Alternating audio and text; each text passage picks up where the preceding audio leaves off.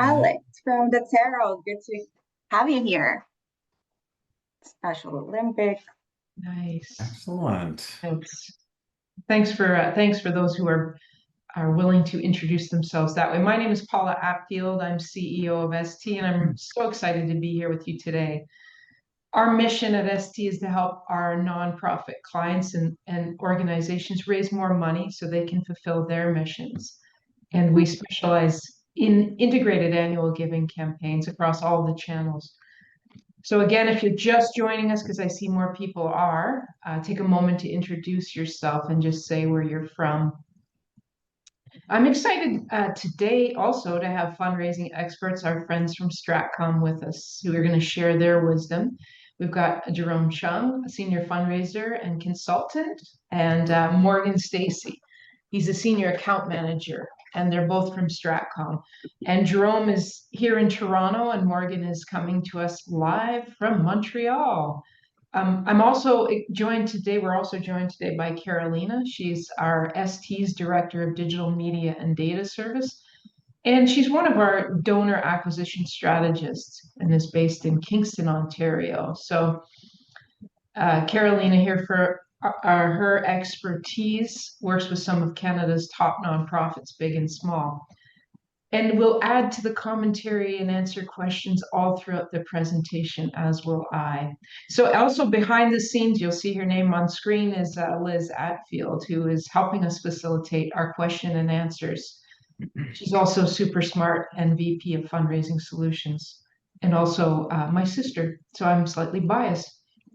Anyway, this group, the group that we have here, will be on hand next week and will be in person, and that's on Wednesday, October 22nd, in case you haven't heard about it.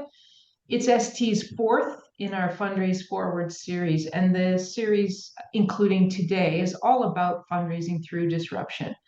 So that'll be next Wednesday, 2 to 5 p.m., and Liz will drop that link into the chat.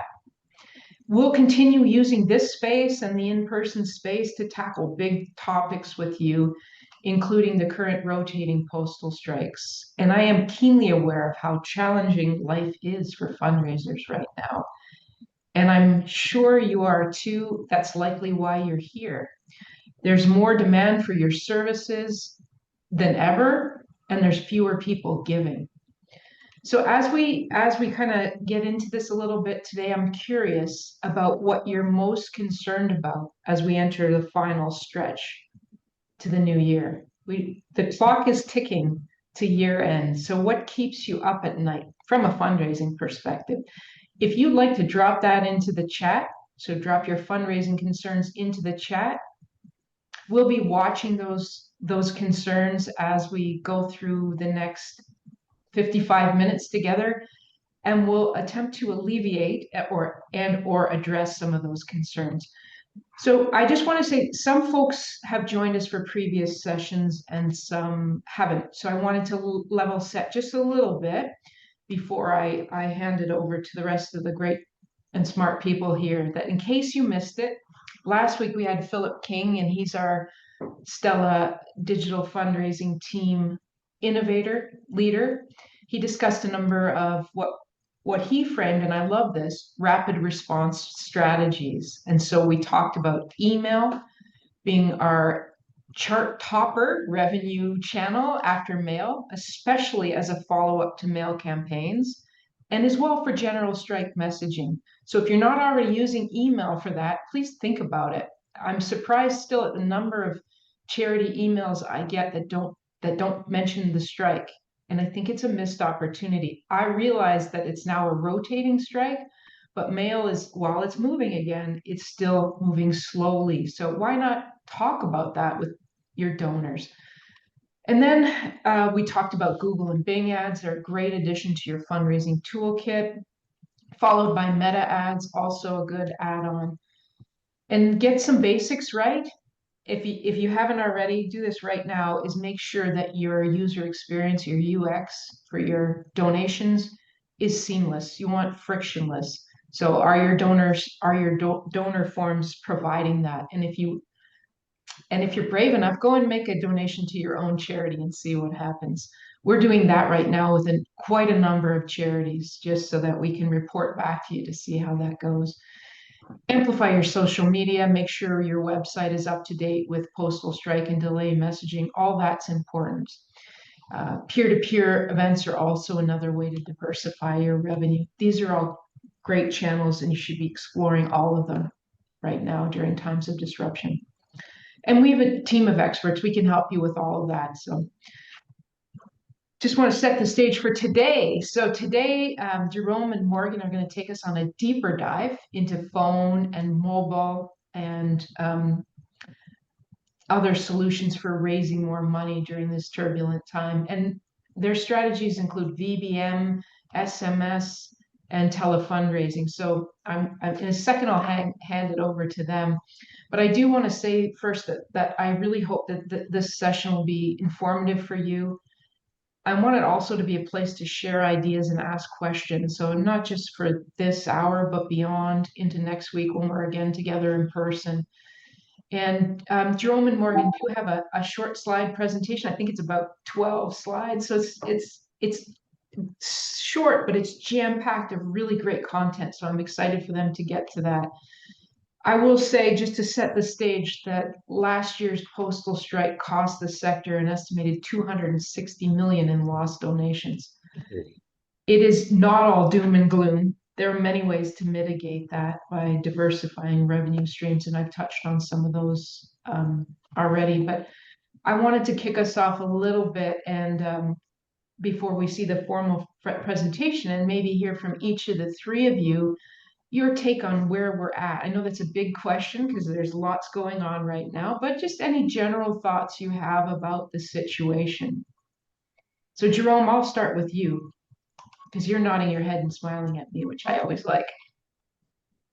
Yeah, I definitely feel we are living through an age of disruption, both technologically, but also with changing consumer habits and behaviors.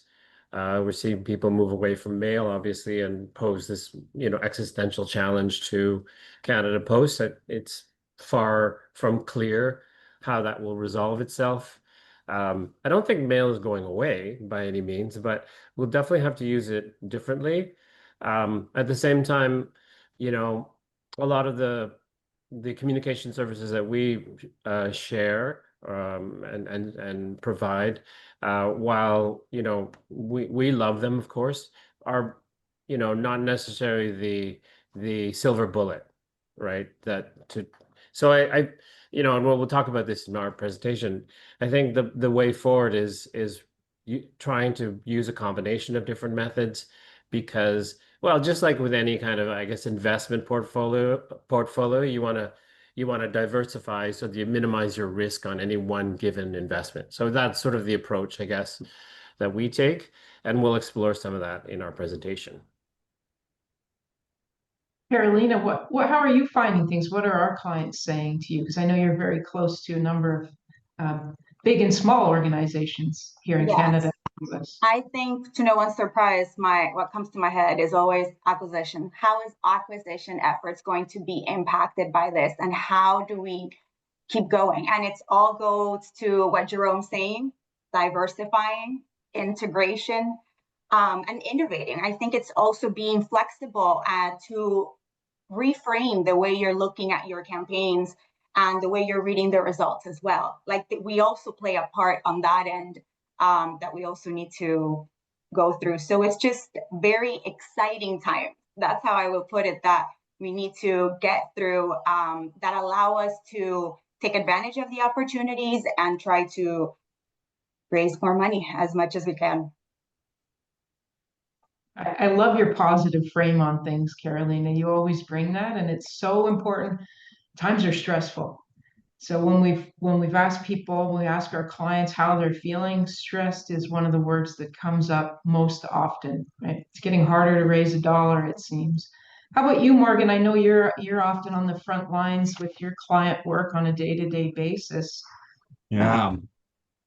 Yeah, absolutely. And it's really interesting because, lots of my partners, even after the rotating strike was announced, lots of people were really concerned about the future about this current moment, but also looking forward and thinking about, as Jerome said, the changing face of what Canada Post delivers in Canada, pardon the pun.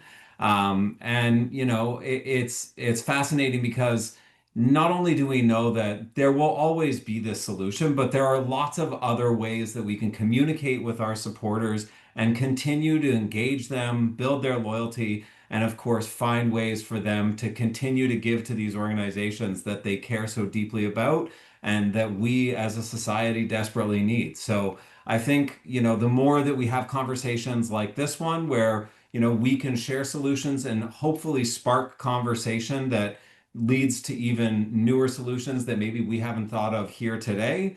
I think that's really the value that we can bring to this community. And I think it's a really important moment for us to continue to keep thinking forward and finding those new solutions. 100%. And I love the notion, Morgan, that you brought to the table is finding those solutions together. It's sharing what we've learned. It's what we've learned that's been positive, that's worked, but also sometimes what hasn't worked, right? That's also important. So I love the space for doing that. And I want to invite those that are here listening to this presentation to be a part of the conversation. If you are comfortable, if you have questions throughout, we're happy to answer those in real time. So just drop them in the chat. If you'd rather, you can do it in the Q&A where not everybody will see it. Either way, it's fine with us. Maybe you're shy to put something in the chat, but we would really want to know your burning questions and also what keeps you up at night so that we can help you find the solutions that work for your organization. So I think without further ado, I'll hand it over to you, Jerome, to kick us off on your presentation. Thank you, Paula. I'll just share my screen. Can everybody see this? Yep. Okay, great. Yep. Thank you. So yes, we'd like to discuss, some alternatives potentially to mail that you could undertake to keep your fundraising going. A lot of our services are delivered through the phone, and I think in some ways the cell phone or the smartphone is part of what's contributing a little bit to Canada Post's problems, because of course now we can get so much communication through email and other mobile platforms through our phones, which are essentially with us all throughout the day. We'd like, as we were talking earlier, we sort of see 4 major priorities for charities going forward when talking about seeking new solutions. The first one, as we talked about, was diversify all of your communication methods. This, whether it's through email, phone, or through some, newer channels that people are starting to use in the fundraising community, such as broadcast voice message or SMS. When it comes to SMS or even phone, cell phones are super important. Obviously, you can't send an SMS to a landline. But unfortunately, with cell phones, there is no sort of cell phone book in Canada. So you really have to ask your own donors for those cell phones. We'll talk a little bit more about that in a moment. But collecting cell phone numbers is a big priority, just to start to increase those numbers on our databases. We typically, when we work with charities, we typically only find about 30 to 50% of their databases have cell phone numbers. The rest are landlines. So that's a big challenge, I think, for charities to start really upping their game in terms of capturing those very valuable phone numbers. Carolina talked about integrating channels, and we have a great example of that that we'll share with you. Definitely all of these channels have their strengths and weaknesses. And what we wanted to share today is covering some of those strengths and weaknesses and maybe engaging in a bit of a discussion about that, so that you can, going forward, when you're planning on how to use these channels together, you can try to, design them so that they maximize all of their strengths. Sorry. And then finally, of course, and this is something that is a big focus at Stratcom, is investing in recurring giving. You know, recurring giving or monthly giving is in many ways strike proof, right? Those donations continue to flow despite the fact that the mail is not flowing. So it's an important solution for this particular situation. But in general, as all of you probably know, monthly giving is a super reliable, long-term, sustainable source of revenue that that has high retention. So you can count on it for years to come. I'd like to remind people that landlines are quickly disappearing. Here's a chart from Statistics Canada showing that the number of households with without landlines is increasing. So for instance, in 2021 versus 2017, there's about almost a 20% increase in households without landlines, and in all provinces. So that's an increasingly big problem for telemarketers. One thing we do at Stratcom during any of our phone campaigns is whenever we do contact a person, whether they say yes or no to a donation, we always ask them for their cell phone numbers and email. Now, not everybody does share that, but a large percentage do. And that's the way we're trying to contribute to, growing the percentage of cell phone numbers on our clients' databases. If you work, this is not this is not like a company secret or anything. We would love to see all telemarketing companies do that. If you work with a telemarketing company, even if it's not Stratcom, we don't mind. Please encourage them to do the same. I think it basically helps the overall industry if we are collecting cell phone numbers on these calls, right? So, hey, Jerome. Sorry, yeah. Jerome, to interrupt. Sorry, it's Liz, and I just wanted to let you know there's a question in the Q&A, which is if people are trying to get so the question is, should I be trying to get both mobile phones as well as landlines, or one over the other? If you can get both, right? I think it's better. You have 2 points of contact for the person, but if you have to prioritize, I would definitely say cell phone first.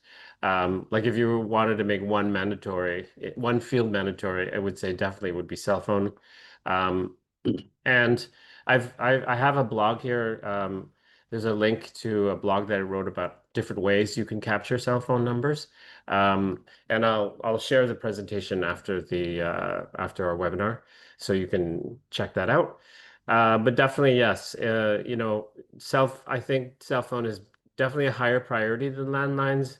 For instance, when we do call out to donors, we'll definitely connect with the individual, like the actual donor, using a cell phone, where often with a landline, it might not be the person on file, right? So cell phones in many ways is also very direct.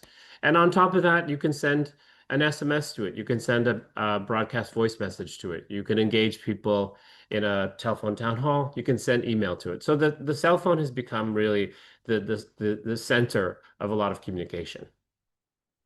I'll just add one short point about the value of landlines as well, and a great reason to keep both.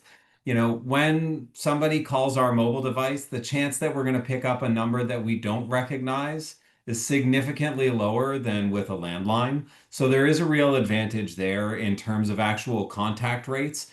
People aren't always going to answer their mobile device, but for those that do have a landline, they have a tendency to pick up that phone and then engage in a conversation. And once you're involved in a conversation, the fundraising opportunities are incredible. So I just wanted to include that in this little conversation. And that's a great point. And I will also add that any calls that aren't in my contact list to my mobile phone go right to voicemail. So to your point, Morgan, SMS is a great way to get around that, right? Because I won't pick up a phone Yeah. call, but I will read a text message.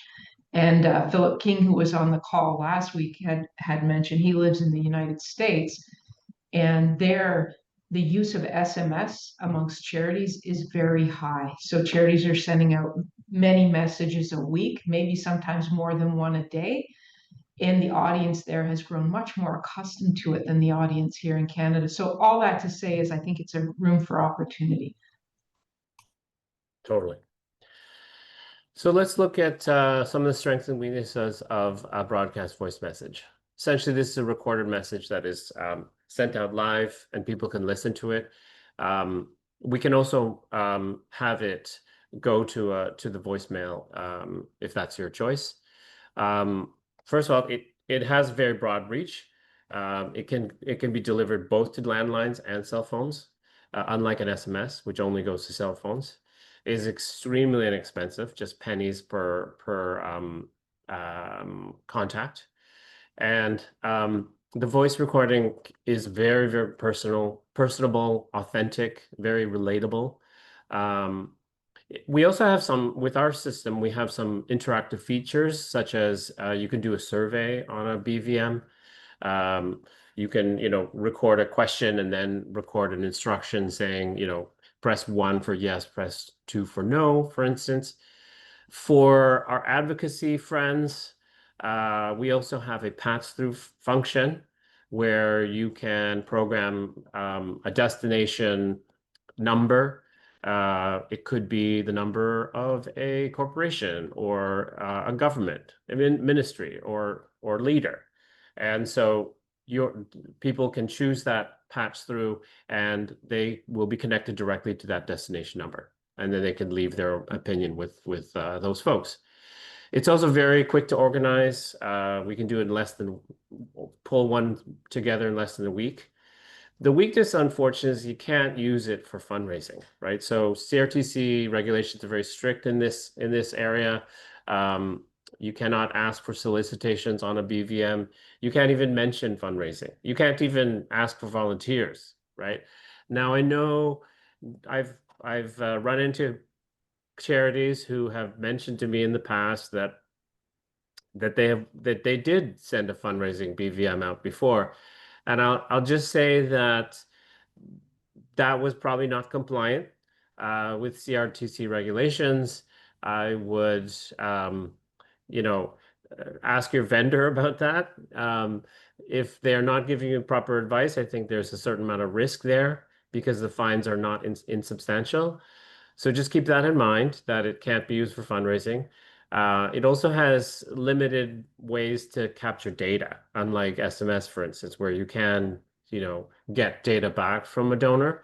Outside of the survey features and so forth, it's much harder to sort of capture data that way.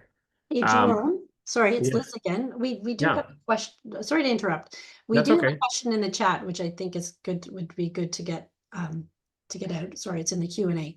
The question is a BVM also known as a robocall? And Yes. and I'll add, Yeah. is there any difference? BVM is known as a robocall. We tend not to like that term. But yes, it's an automated call sending out a recording. Yeah. And the recording is generally like 30 to 60 seconds is what we recommend. And unlike email or direct mail or SMS, this can't be personalized, unfortunately. It's just a generic recording to everybody, like an announcement. But again, can be very, very warm and very personal, depending on the message. Jerome, can I add a comment here? Please. This really makes me think of just the announcement, something you want to tell your donors. For example, right now with the Canada Post, maybe they were expecting the calendar. Maybe they were expecting something in the mail, right? And this would be that way to let them know really quickly, hey, this is delayed. Please, you will be receiving this later, or just an announcement, a thank you. I think there are a lot of uses for this inexpensive channel that charities can leverage to try to keep communicating and reinforcing other messages. And especially during the strike, I saw several charities trying to get a message across, just letting them know the catalog was delayed or something. And this could have been a good way to get that out really quickly and inexpensive. Yeah. Exactly. Yeah. And, speaking of uses, again, you can use that as a thank you message or stewardship message. We have a lot of charities who use this towards the end of the year to say thank you for, especially if they had a big seasonal, big, very successful season, holiday season, sending out that thank you message at the end of the year or in early January is a great way to touch people. As Carolina said, yeah, using that as an announcement, to just let donors know what's happening, right? During the last postal strike, we had a number of charities who used that just to say that tax receipts might be a little late. We're sorry, right?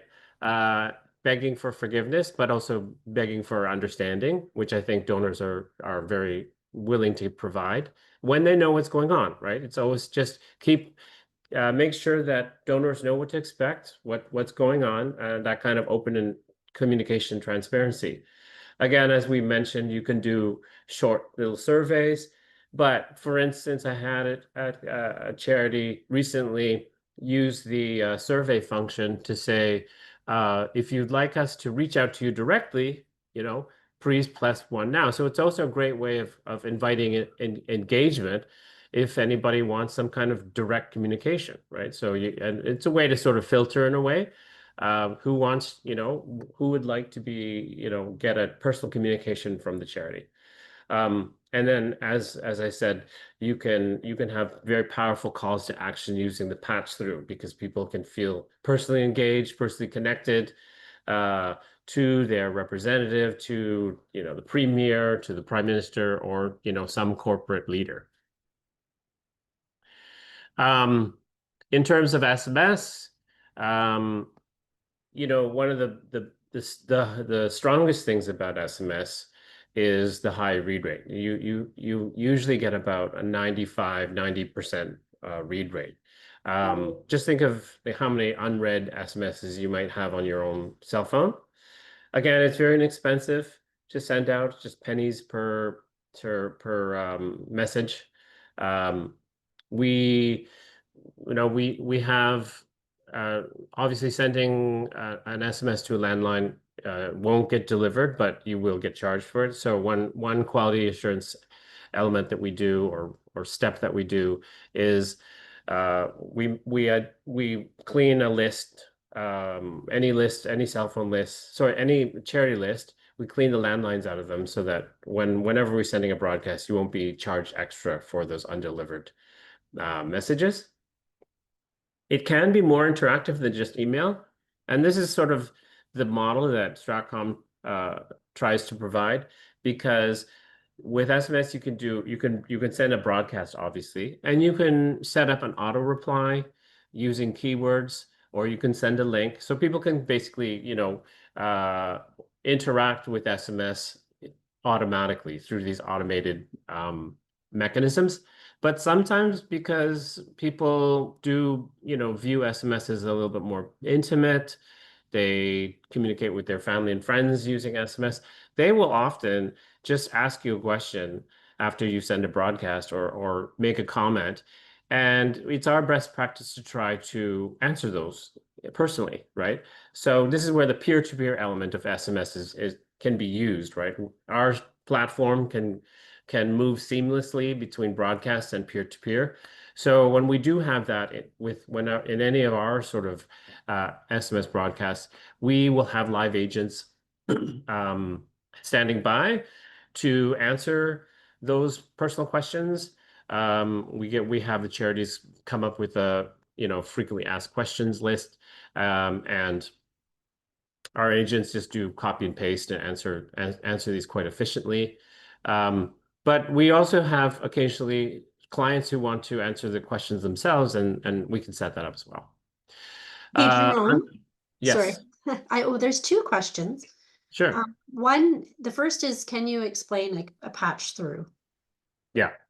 Okay. So a patch through is essentially how it works is once somebody receives the BVM, they listen to the recording, And at the end of the recording, it'll say something like, if you'd like to be connected to Premier Ford, for instance, to, you know, register your approval or disapproval of whatever was discussed in this message, please press you know, 1, or please press star. There'll be some kind of instruction about the keyboard, and then they'll just be immediately patched through to that number that we program in there, a destination number, like the Premier's inbound line.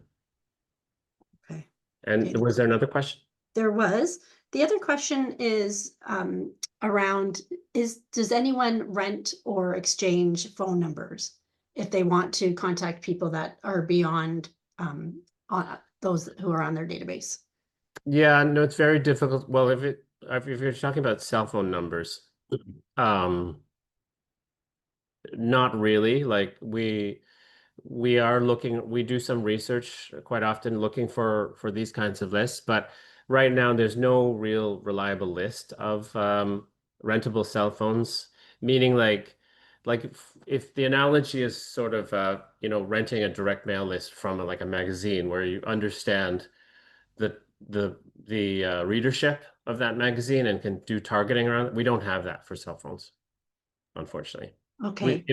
We do on Stratcom does do a lot of, we do research and surveys as well. We do use a cell phone list, which is a randomized list. It's called random digit dial, but because it's so general, it really can't be used for fundraising.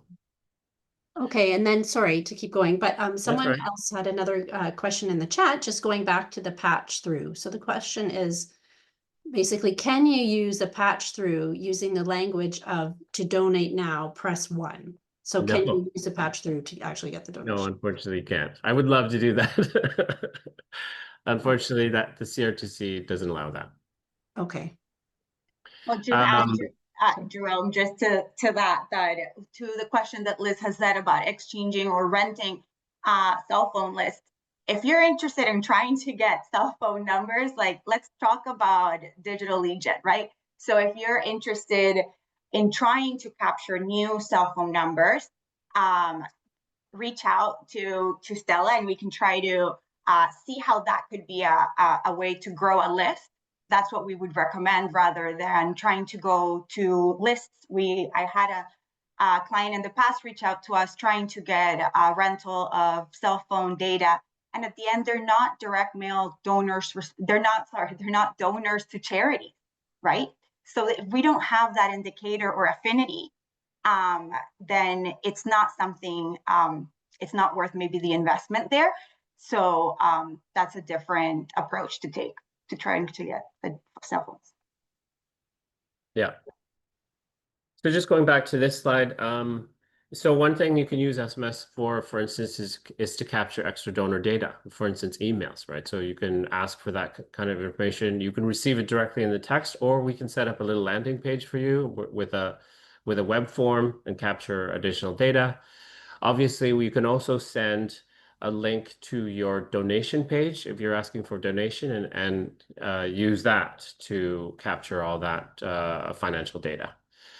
Also, SMS, just like, you know, email can be personalized. We can drop in a variable field so that, you know, the message will be addressed directly to that individual.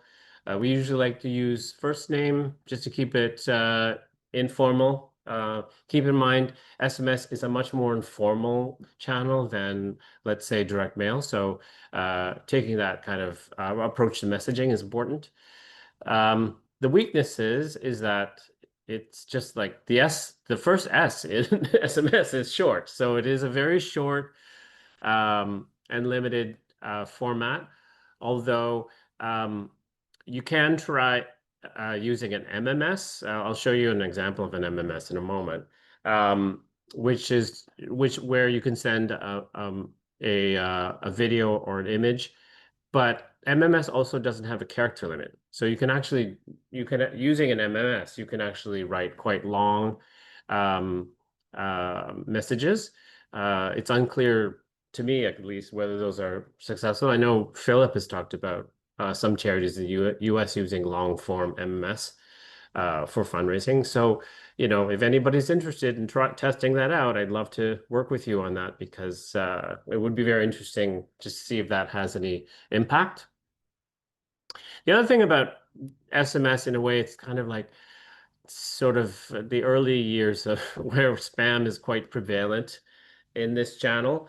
So one of the problems is that shortened links or links with lots of strange characters can look like spam to people. So an important thing here is also to try to use vanity URLs as much as possible when you're sending links, so that you gain the confidence of your donors. And while it does have, again, that peer-to-peer element that I talked about, it's so much less interactive than phone. You can accomplish so much more in phone, particularly converting donors to monthly giving, and Morgan will cover that in a moment.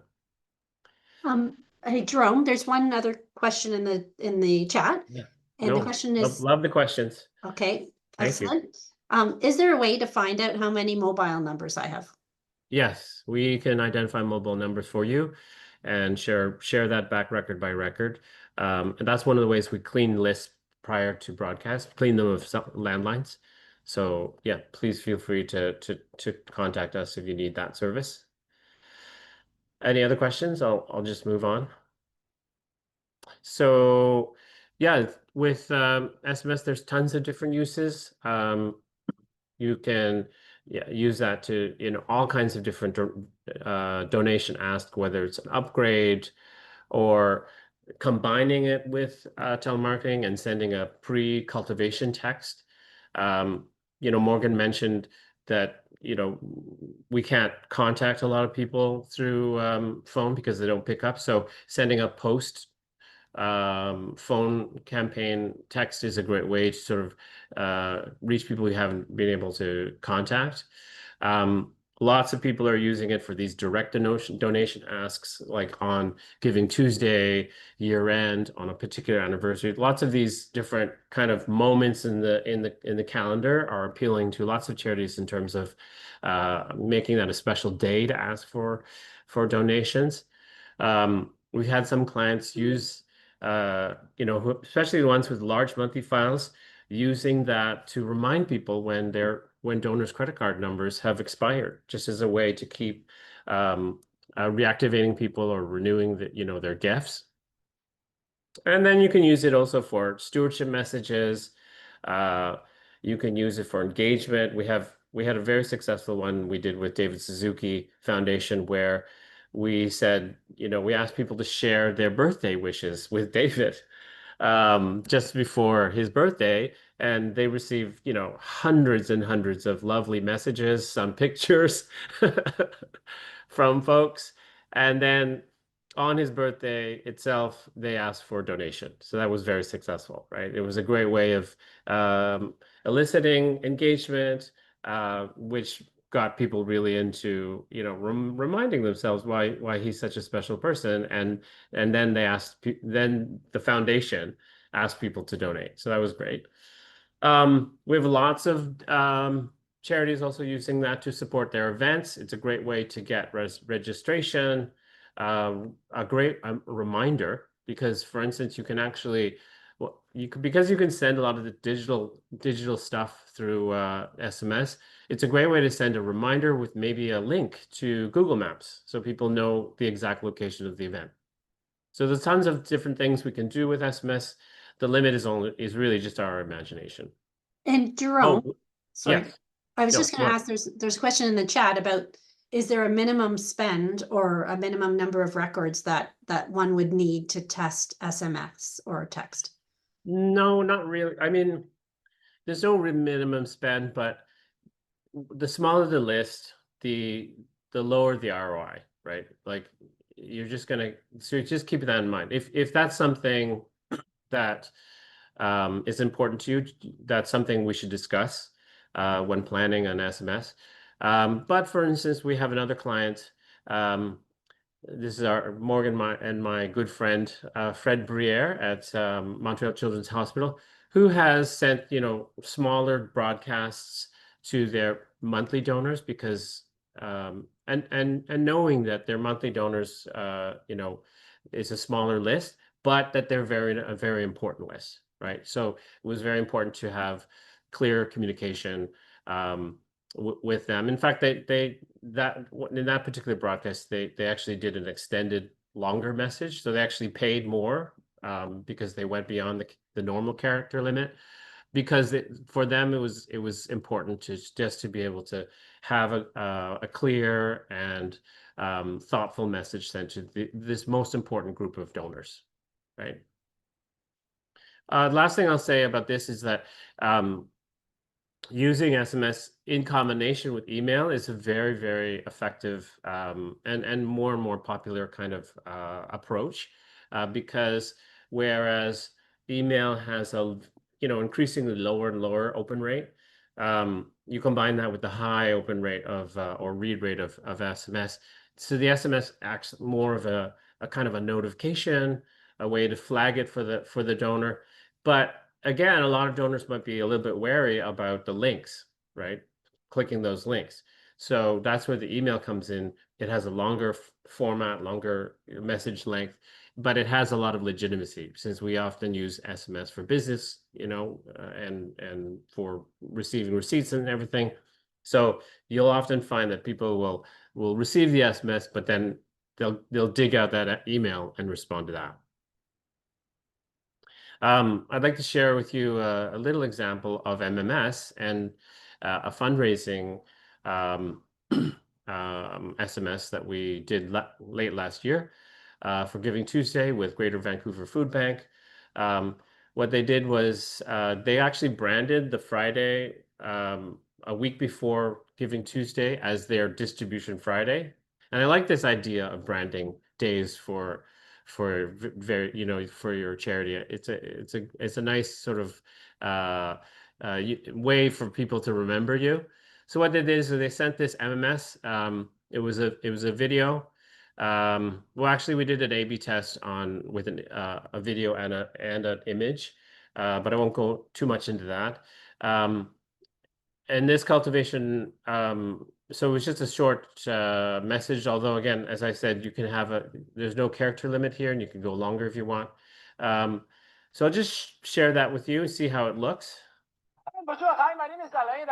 We've met this summer, so I'm back. But this morning, you see me in my natural habitat. I'm just about to prepare the menu for this week's distribution at the food bank in Vancouver. So today, what we'll have in our menu, about 70% of our menu is fresh items. And all these items were given to us from farmers, so thank you very much. So we'll have everybody's favorite for the fall, Brussels sprouts, you'll have squash, all sort of items that you can bake, very easy to make. So thank you very much also to our donors and to the farmers, because it takes more than food to make people happy. So merci, bye, au revoir. That was a very successful message. They raised quite a bit of money off of that. And then the following, like on the Giving Tuesday itself, they sent this straightforward ask. They offered there's a match that was mentioned, and they raised even more money there. I'm running a webinar on Giving Tuesday. We'll feature this case study on October 30th, and if you're interested in joining that, please send me an email. And I think because time is short, I will hand it over to Morgan. Sorry, Morgan, I think I hogged a lot of the time. No problem at all. I mean, it was so much interesting content, so I'm really glad that we got to learn about all of those other methods of contacting folks through their phone, and now we can get to the traditional method of telefundraising. So, I mean, I'm sure lots of us know what this channel offers, but just to give a little bit of an overview of some of the strengths and potential risks that are enveloped right there in telefundraising. I mean, I believe that telefundraising really does offer our best opportunity to deepen connection and loyalty with a supporter. It's one of the only times where we can really have a deep conversation with a supporter, get to know them a little bit, and help them to understand some of the behind the scenes realities of what it means to give to any particular organization. It's also a great chance to increase gift value and to have a real negotiation. You know, lots of the times we're asking folks to do something and they're not actually able to do that thing. So we can have a real conversation and find a middle ground that works for them and still benefits your organization.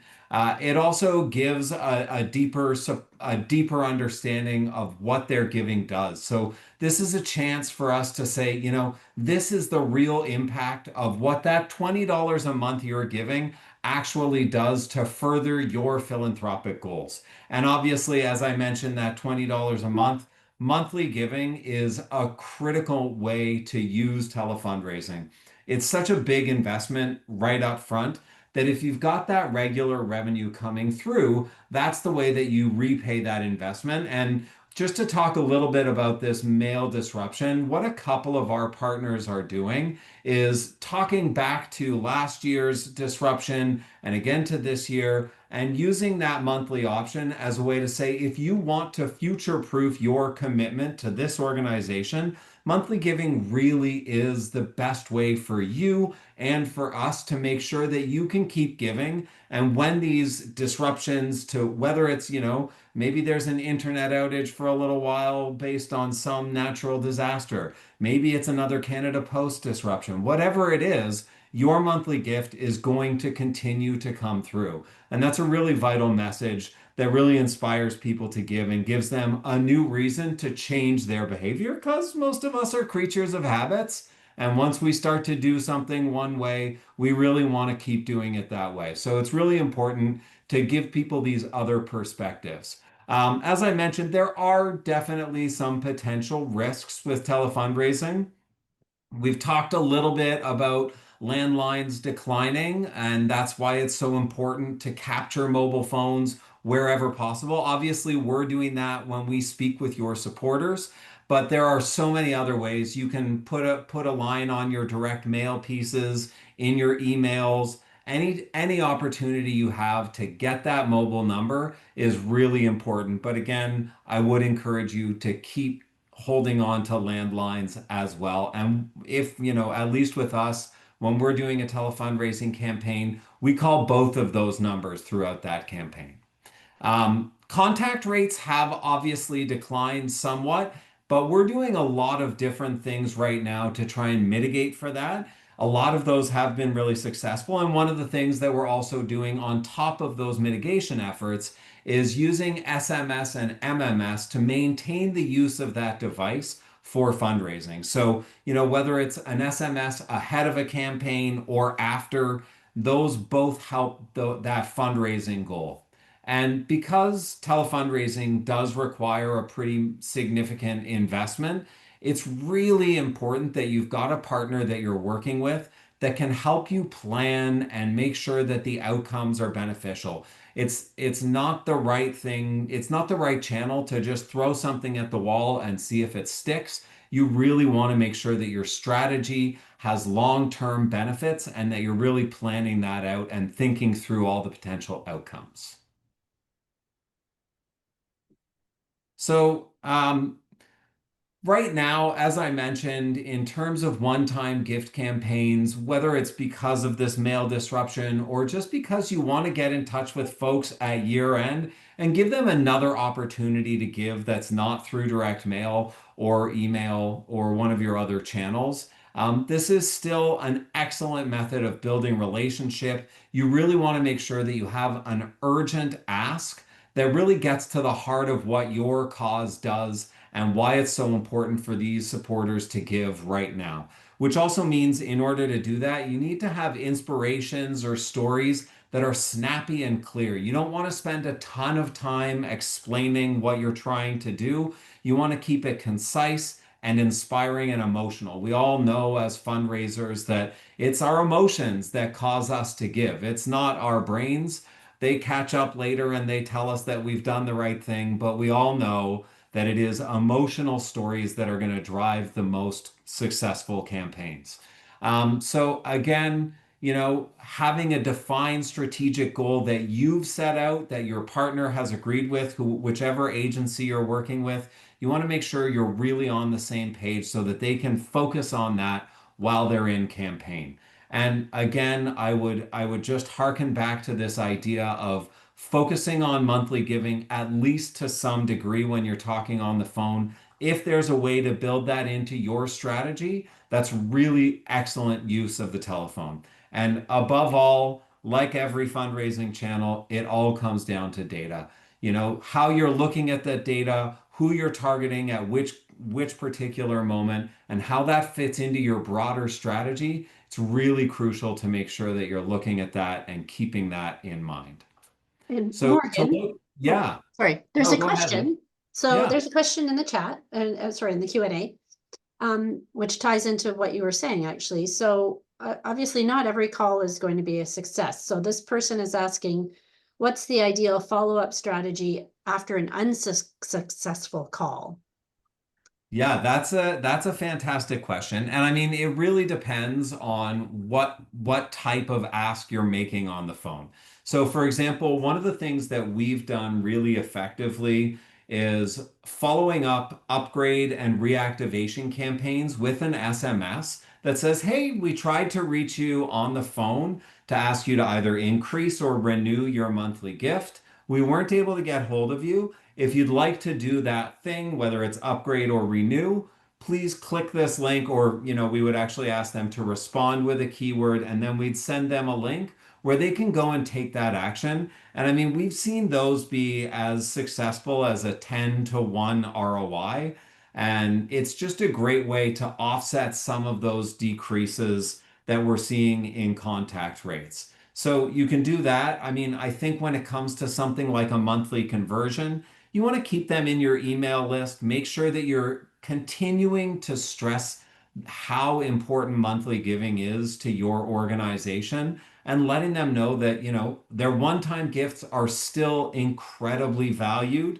You don't want to put them off of giving one-time gifts, but you want to make sure that you're saying, "We love your one-time gifts. If you're ever in a position where making a monthly gift is within your budget and is something you can consider, it is the best way for you and the best way for us to give." So those are a couple of ideas that you can work with. So I just wanted to touch on a couple of our most successful campaigns that we ran last year during the disruption that we all experienced. There were two different types of campaigns that worked. One was where we were speaking with folks who were higher value data, so people who had given a last gift of $200 or more. And then we also had some really successful campaigns with lower value data under that $200 mark. So in that $200 plus campaigns, we were generally getting an average hourly revenue between $95 and $100, which were consistently delivering a positive net revenue.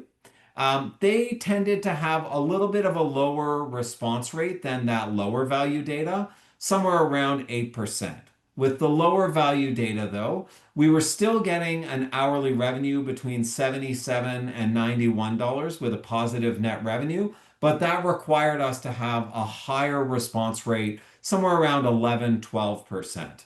And you'll see on this next slide a little bit more information about what makes those so successful. So you can see on that first top left corner there, where it says response, those two HV campaigns came in at about 8% response. And the two lower value campaigns, one came in at 12 and one came in at 11%. So a little bit of a difference there. We obviously also saw a huge difference in the value of the one-time gifts that we were receiving from these supporters. So in that top right graph, what you'll see there is an average value between about $240 and $300 for the high value campaigns, and an average value between about $100 and $130 on the lower value campaigns. So one of the other factors that really contributes to making these campaigns net revenue positive is that bottom left graph that shows contacts per hour. This is really critical because the more people we can speak to in 1 hour, the lower the cost of the campaign. So with the higher value donors, we were able to keep that a little bit lower, between 4 and 5 contacts per hour, whereas with the lower value data, we had to keep that quite high, between 6 and 7. And what you see in the last table here is the revenue per hour. And all of these came in between about $80 and $100. And that is entirely because of that mix of factors where we can get that higher response rate for the lower value donors with the lower value gifts and the higher contact per hour. And for the higher value folks, higher value gifts and a lower contact per hour for more engagement.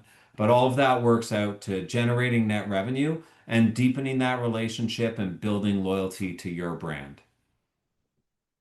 And that's everything for us. So we've got a few minutes for question and answer, but luckily everyone's been sharing great questions throughout. So thank you very much. Yeah, thank you. Thank you, Jerome and Morgan. I know this postal strike presents real challenges, and you've given us some tools and some examples of things that can be done to bolster fundraising in the last portion of the year and beyond, I would say, because these strategies apply through any disruption that's going to happen. So postal strike is on again, off again, on again, half on again, half off again, whatever it is. Keep calm and fundraise on is my message always. And I want to thank you both for your insights, as well as you, Carolina, and your strategies around SMS, BVMs, and telefundraising. Jerome and Morgan both nodded to this, and I can't stress it enough. I encourage you to be honest about the impact of the strike and communicate that urgency regardless of the channel. Donors understand disruption and they want to help, but they need to know what's at stake. So as Morgan said, push to monthly is a great way to direct your donors, as it simply is the best way to give. And during the last postal strike, our clients increased their digital revenue and their SMS revenue and their phone revenue by being transparent. So that is just so key. And so again, on behalf of our team, thank you all for joining us today. I really appreciate it. And we look forward to seeing you all at our next week and then webinars to come after that. So please register for that. It's in the chat again. And let's continue to navigate these challenges as a community. Have a great day, folks. Good to see you. Thanks, everyone. Thank you. Bye.